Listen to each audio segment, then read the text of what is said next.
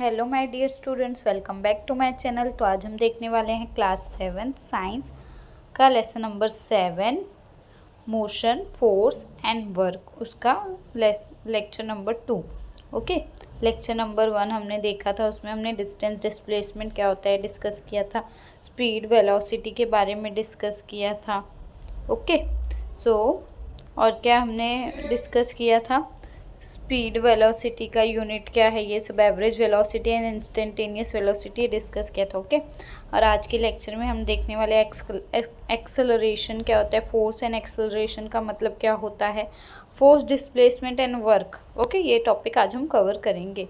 So let's start now. First acceleration. Acceleration क्या होता है, first in the previous example the truck ने क्या डिस्टेंस कवर किया था, A B 60 kilometre per hour, B C 30 kilometre per hour and C D at 40 kilometre per hour. इसका क्या मतलब है, जो डिस्टेंस है सी डी वो बड़ा है कंपेयर टू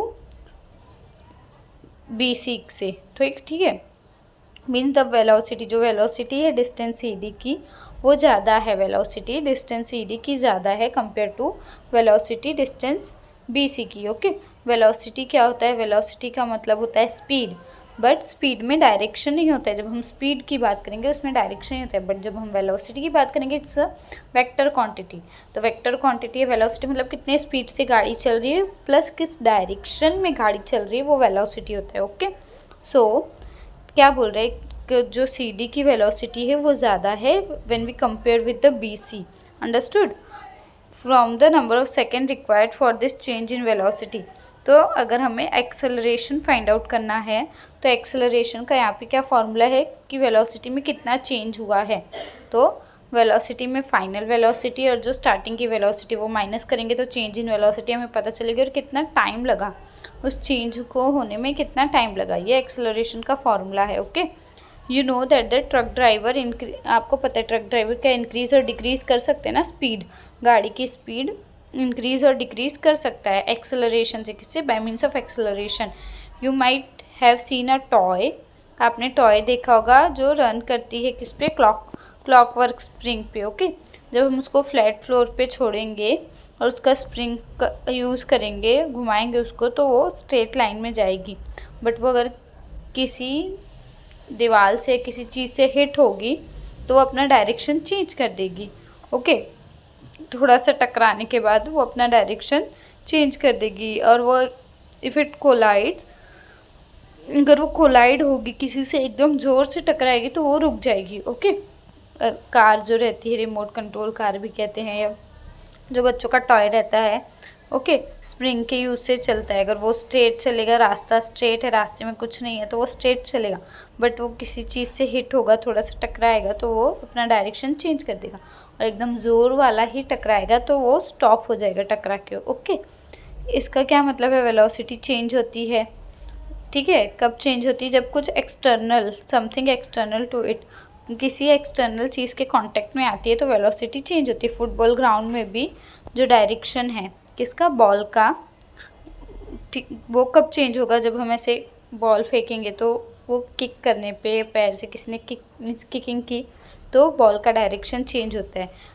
ठीक है, तो अगर डायरेक्शन उसने चेंज किया, वेलोसिटी, स्पीड भी चेंज होगी, पहले जिस स्पीड से जा रहा था फिर बाद में किक करने के बाद दूसरे स्पीड से जाएगा। Okay, the interaction that the brings about the acceleration is called force. क्या बोल रहे हैं यहाँ पे, फोर्स क्या होता है, फोर्स मतलब कुछ तो बल लगा, कुछ ताकत लगी ना, बल लगा, that is the force. Now force and acceleration, the acceleration की यूनिट क्या है, वेलोसिटी, दैट इज वो मीटर में रहेगी, टाइम सेकंड में रहेगा, मीटर पर सेकंड स्क्वायर। ओके, आपको क्या करना है, एक एक्टिविटी है, ग्लास मार्बल लेना है, यहाँ पर इमेज के थ्रू शो किया हुआ है, ग्लास मार्बल लेना है, कांच का मार्बल लेना है, उसको रोल करना है एक स्मूथ सरफेस पे, टेबल पे, और कुछ टाइम बाद आपको देखना है वेलोसिटी उसकी डिक्रीज़ होगी, डिक्रीज़ हो के वो मार्बल स्टॉप हो जाएगा।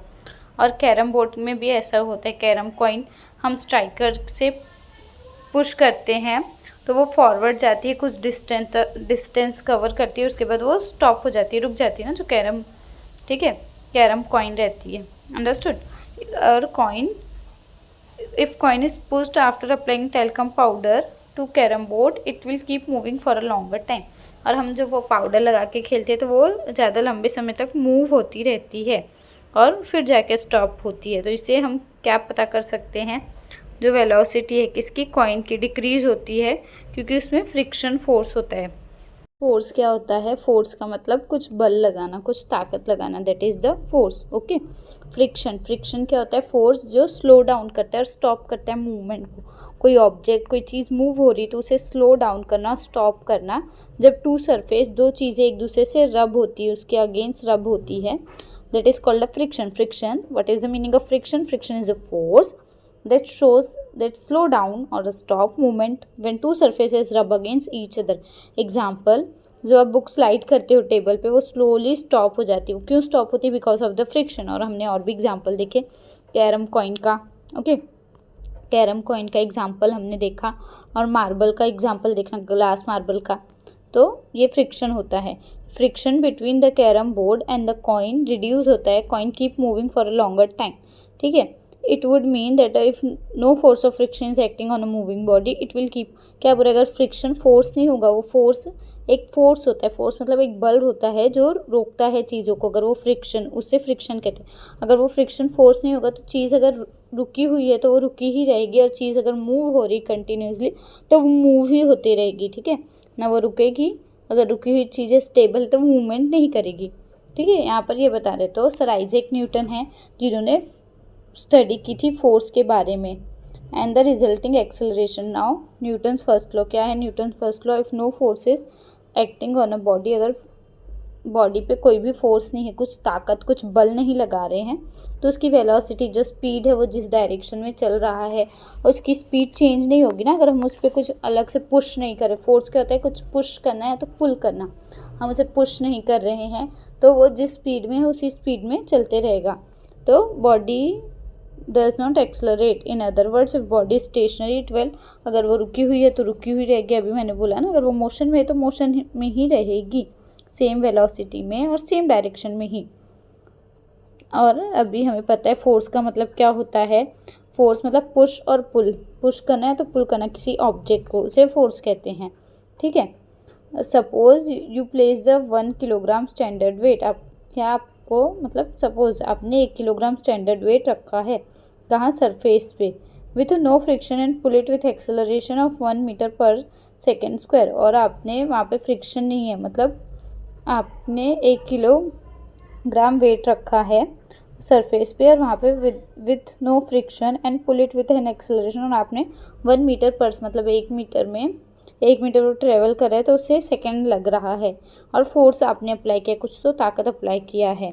ठीक है, तो उसके बाद क्या करना है आपको, एक एक्टिविटी है वो करना है। एक्सेलरेशन क्या होता है, वेक्टर क्वांटिटी है, तो फोर्स भी वेक्टर क्वांटिटी होगा या नहीं, आपसे क्वेश्चन पूछा है। Now try this. क्या करना है इसमें, place a weight of 1 kilogram on a smooth, एक 1 किलोग्राम का वेट लेना है, उसको एक टेबल, स्मूथ से टेबल में रखना है। ठीक है, और कुछ वो टेल्कम पाउडर लगाना है थोड़ा सा और उसे अच्छे से मिक्स करना है। नाउ पुल धक्का देना है 1 kg, pull the 1 kg weight, उस वेट को पुल करना है, ऐसे अपनी तरफ खींचना है। ओके, ये पुले दिया हुआ है ना, उससे 1 मीटर पर सेकेंड स्क्वायर से। अब फिर से उसे again pull it with an acceleration of, फिर उसे 2 मीटर पर सेकेंड, मतलब 1 सेकेंड में वो 2 मीटर डिस्टेंस कवर करेगा, वैसे आपको उसे पुल करना है।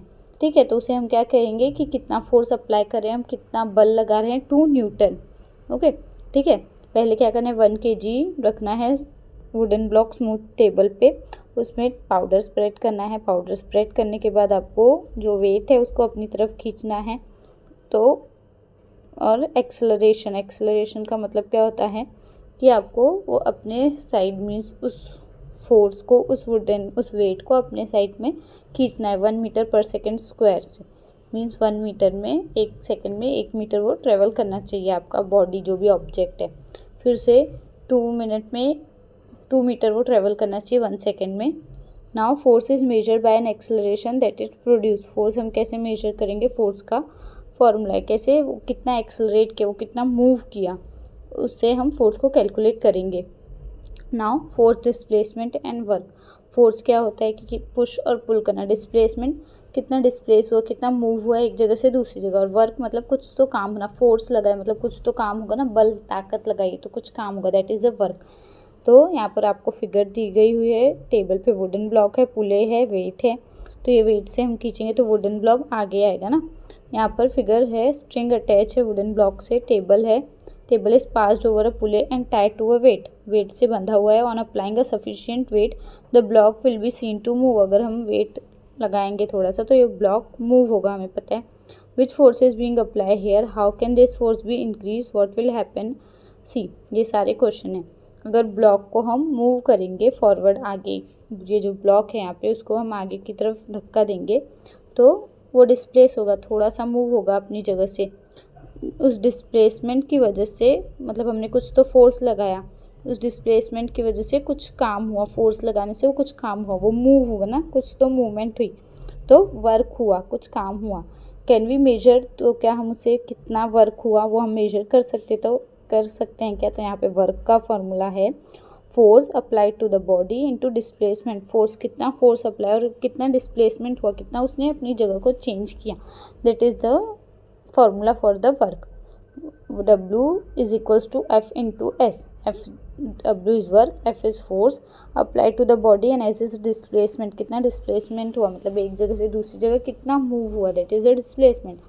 तो इसका यूनिट क्या है, वर्क का यूनिट जूल है, SI system of unit is joule, okay.